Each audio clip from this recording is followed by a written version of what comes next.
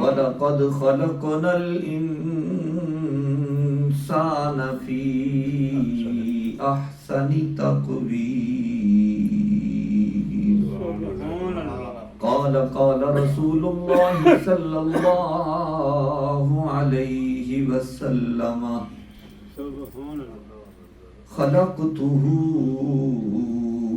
بيدي آمنت بالله صدق الله مولانا العظيم وبلغنا رسوله النبي الكريم الأمين الصلاة والسلام عليك يا سيدي يا رسول الله وعلى آلك وأصحابك وأزواجك وأهل بيتك يا محمد رسول اللہ۔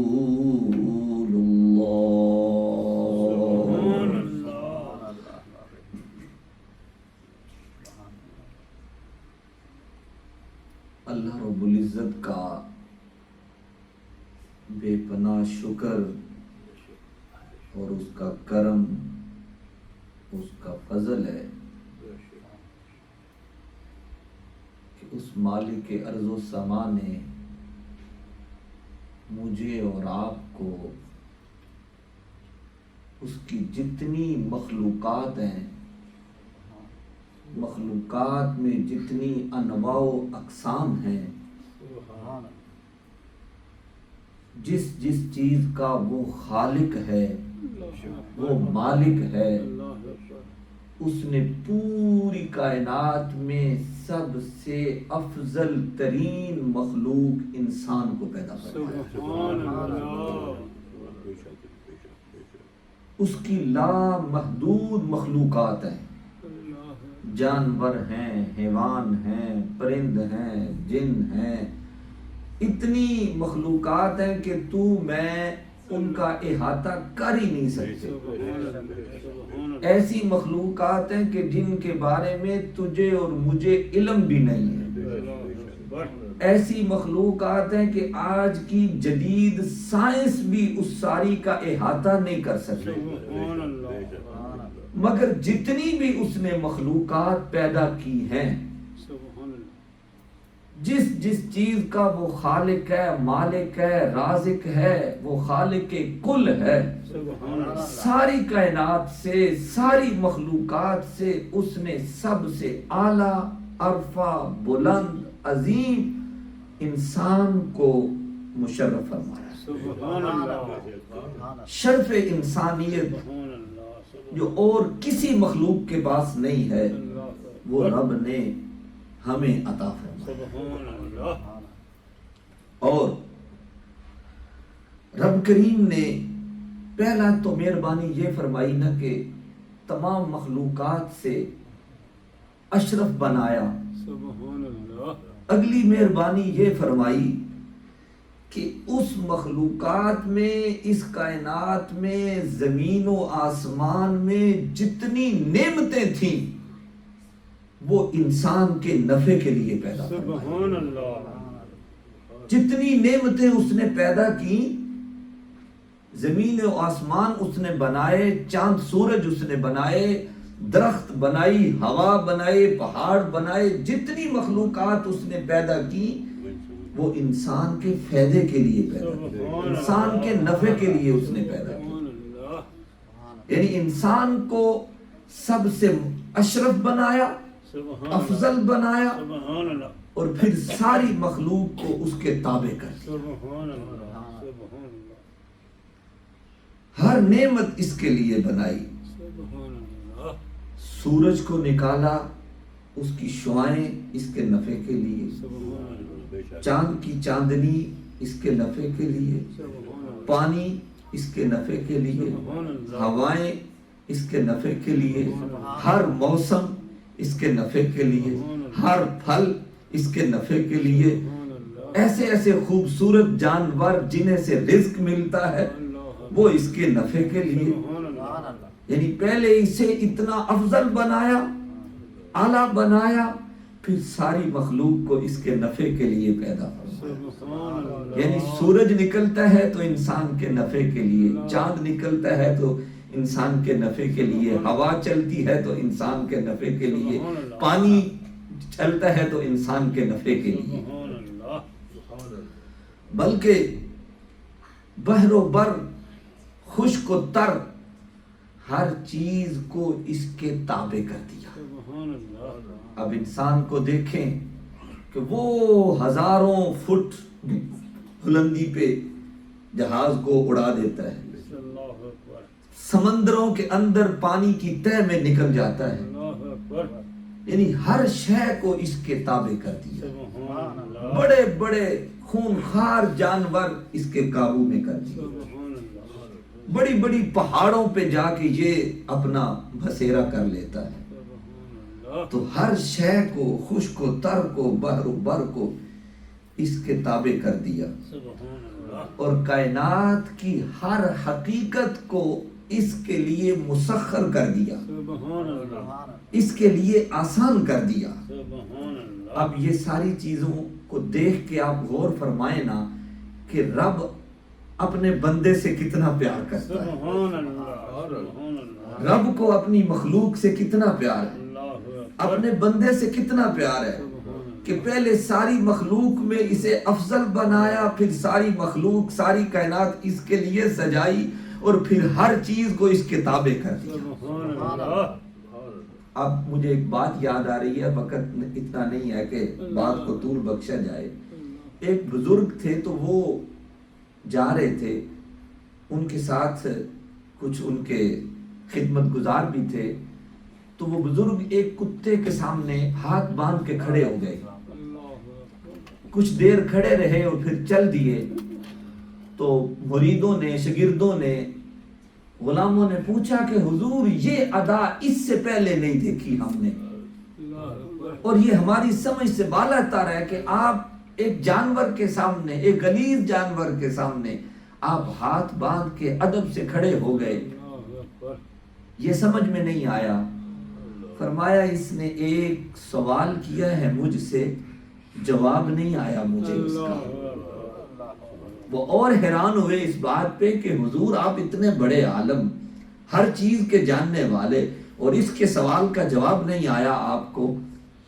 فرمانے لگے اس نے سوال یہ کیا ہے کہ تو نے ازل میں کون سی نیکی کر کے آیا تھا کہ رب نے تجھے انسان بنا دیا، اور میں نے ازل میں کون سی برائی کی تھی، کون سا گناہ کیا تھا، کون سی نافرمانی کی تھی کہ مجھے ایک جانور بنا دیا. تو فرمایا اس کا میرے پاس کوئی جواب نہیں تھا کہ رب نے مجھے اشرف المخلوقات بنا دیا اور اسے جانور بنا دیا.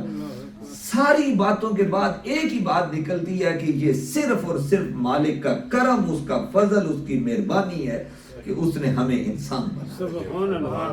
وہ جانور بھی تو بنا سکتا تھا، وہ رینگتا ہوا کیڑا بھی تو بنا سکتا تھا، وہ بھی تو اسی کی مخلوق ہے، ہر چیز کا خالق وہ ہے. مگر وہ کتنا کریم ہے کہ اس نے سب سے اعلیٰ اور افضل مخلوق میں ہمیں پیدا فرمایا، پھر ساری ہر چیز ہمارے نفع کے لیے بنائی، ہر چیز کو انسان کے تابع کر دیا، کائنات کی ہر حقیقت کو اس کے لیے مسخر کر دیا اور آسان کر دیا. اور اس سے بڑھ کر انسان ہمیشہ دو چیزیں ضرور چاہتا ہے.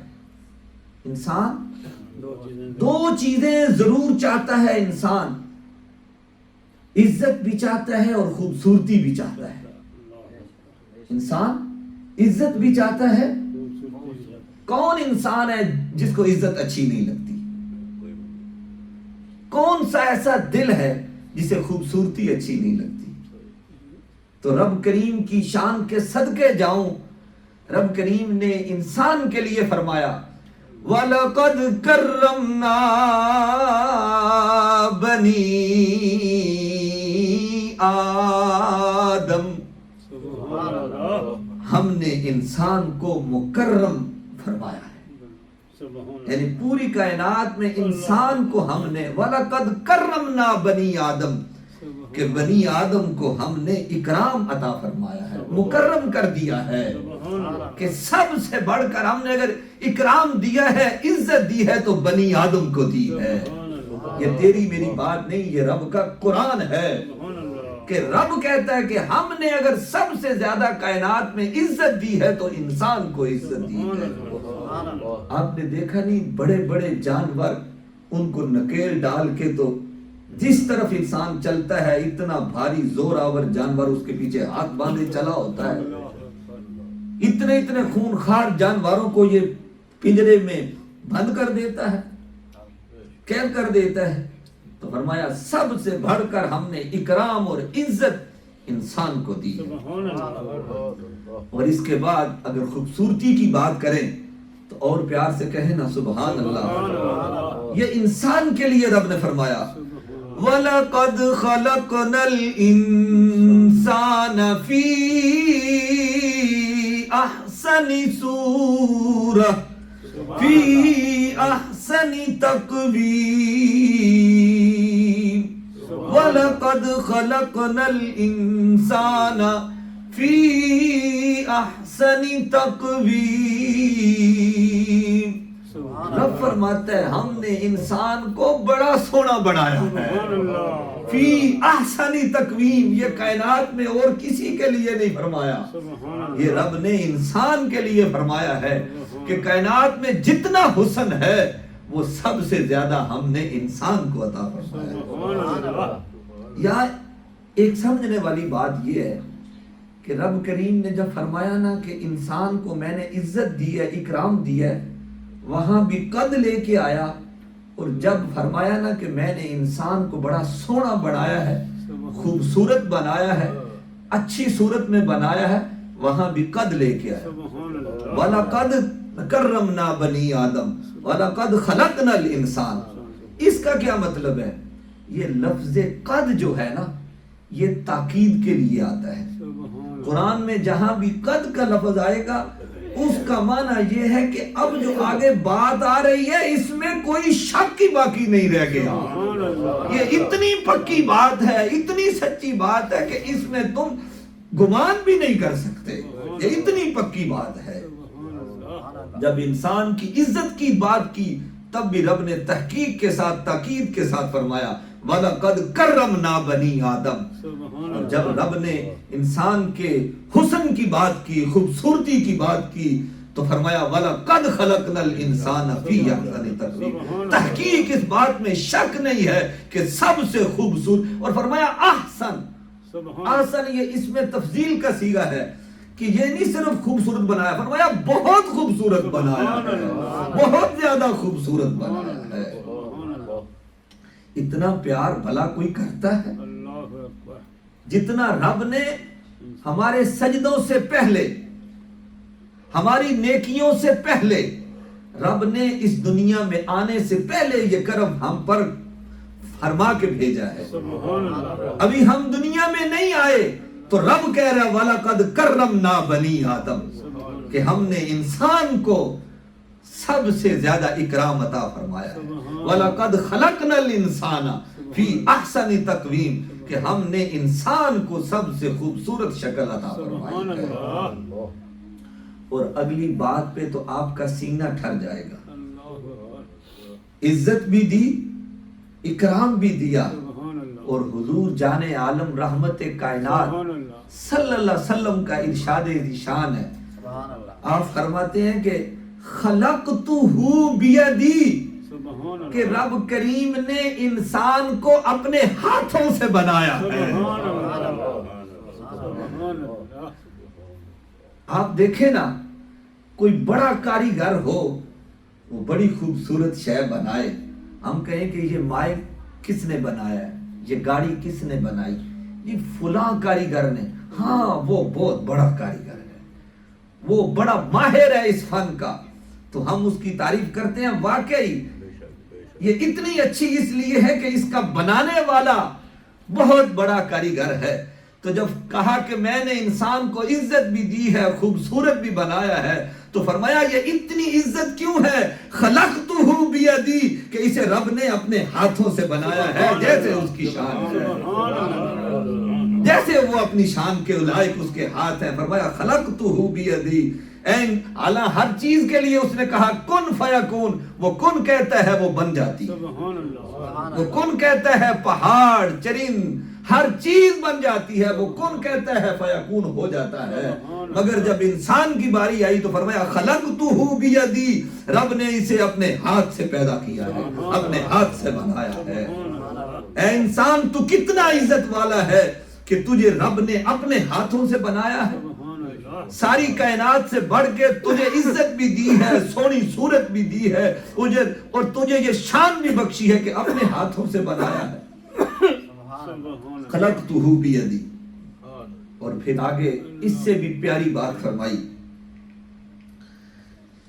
انسان کے اندر ایک چیز ہے، اس کی ذات اچھی ہو نا، اس کا قبیلہ اچھا ہو، اس میں کوئی بڑا، کسی خاندان میں کوئی آدمی ایم این اے بن جائے، کسی خاندان میں کوئی وزیر لگ جائے، کوئی سفیر لگ جائے، کسی کو بڑا عہدہ مل جائے، تو لوگ بڑا اپنا تعارف کیسے کرواتے ہیں؟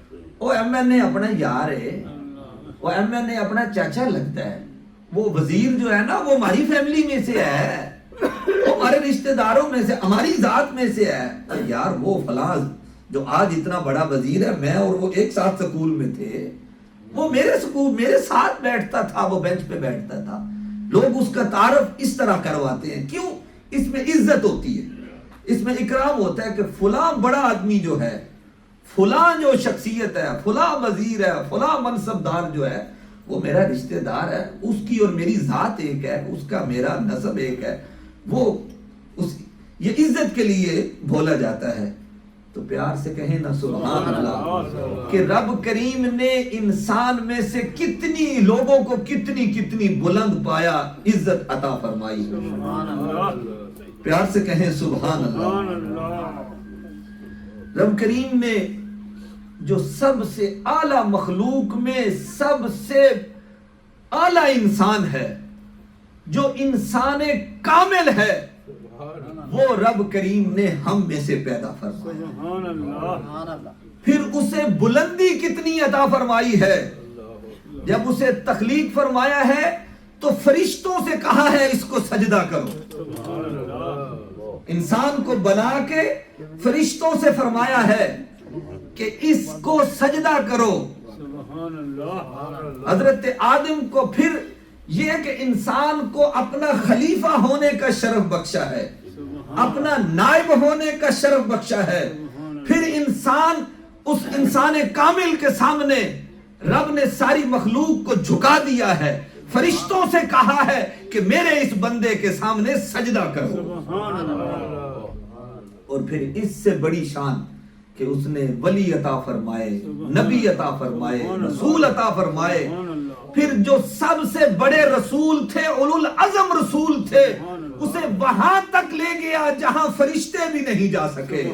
لا مکان کی بلندیوں سے پار رب کریم نے اپنے حبیب کو اپنے حریم ناز میں بلایا. اب ہم کہہ سکتے ہیں نا کہ ہم اس نبی کی مخلوق ہیں کہ جس کو رب نے اپنے سامنے بٹھا کے اپنا دیدار عطا فرمایا ہے. ہاں، اس نبی کی امت ہے کہ جس کو رب کریم نے اپنے سامنے بٹھا کے فرمایا رأیت ربی فی احسن صورت، کہ میں نے اپنے رب کو بڑی سونی شکل سے میں دیکھا ہے. یعنی وہاں تک لے گیا جہاں جبریل بھی نہیں جا سکتے. ایک جگہ پہ آ کے جبریل بھی رک گئے کہ اے حضور اس سے آگے میں نہیں جا سکتا، اگر ایک لمحہ بھی آگے گیا تو میرے پر جل جائیں گے. مگر رب نے اپنے حبیب کو اس سے اعلیٰ اور عرفہ بلند مقام عطا فرمایا. تو آپ دیکھیں کہ رب نے انسان کو کتنی شان بخشی ہے، کتنی عظمت بخشی ہے، کتنی بلندی عطا فرمائی ہے۔ اس سے یہ بات آپ سمجھ گئے کہ رب نے انسان کو کیا مقام عطا فرمایا ہے۔ اس کے بعد اگلا سٹیپ یہ ہے کہ انسان کو رب نے کس مقصد کے لیے پیدا کیا ہے۔ تیرے میرے اس دنیا میں آنے کا مقصد کیا ہے؟ پیار سے کہیں نا سبحان اللہ۔ جب رب نے بنایا نا انسان کو، تخلیق کیا، تو اس سے پہلے عالم ارواح میں ایک وعدہ لیا۔ فرمایا وَإِذْ أَخَذَ رَبُّكَ مِن بَنِي آدَمَ مِن ظُهُورِهِمْ ذُرِّيَّتَهُمْ وَأَشْهَدَهُمْ عَلَىٰ أَنفُسِهِمْ أَلَسْتُ بِرَبِّكُمْ قَالُوا بَلَىٰ شَهِدْنَا أَن تَقُولُوا يَوْمَ الْقِيَامَةِ إِنَّا كُنَّا عَنْ هَٰذَا غَافِلِينَ۔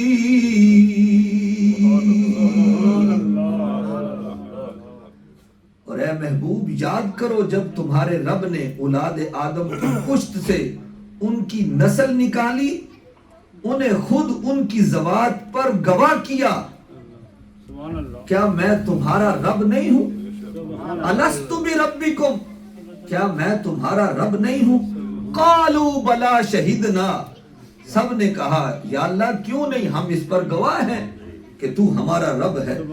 یہ وعدہ کیوں لیا گیا؟ انا کنا عن ھذا غافلین، کہیں کل قیامت کو یہ مکر نہ جائیں کہ یا اللہ ہمیں تو معلوم ہی نہیں تھا۔